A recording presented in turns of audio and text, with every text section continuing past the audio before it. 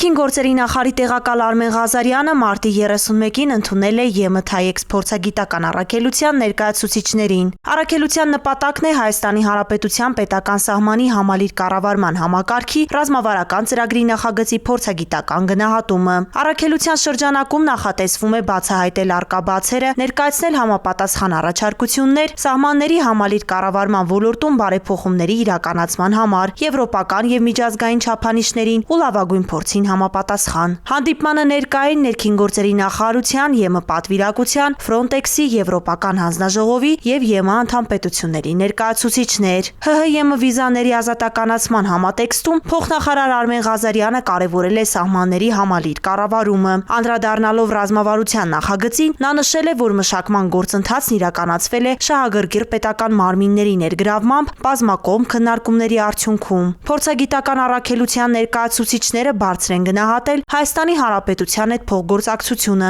ընդգծելով ռիսկերի վերլուծության, մասնագիտական վերապատրաստումների եւ միջազգային համագործակցության ոլորտներում արձանագրված առաջընթացը։ Նրանք նաեւ կիսվել են սահմանների համալիր կառավարման ռազմավարական նախագծի վերաբերյալ իրենց դիտարկումներով, առանձնահատուկ ուշադրություն դարձնելով տեղեկատվության փոխանակման, մարդկային ռեսուրսների զարգացման եւ վերապատրաստման առանցքային ուղղություններին։ Ներկայացվել է նաեւ սահմանների համալիր կառավարման եվրոպական փորձը։ Քննարկվել են միջգերատեսչական համագործակցության, սահմանապահների նոր կրթական բաղադրիչի, էլեկտրոնային համակարգերի ներդրման, ինչպես նաեւ Ֆրոնտեքսի հետ համագործակցության զարգացման վերաբերյալ հարցեր։ Փորձագիտական առաքելության այցի շրջանակում նախատեսվում են հանդիպումներ նաեւ շահագրգիռ այլ գերատեսչություններում, ինչից հետո փորձագետները կներկայացնեն համապարփակ առաջարկություններ։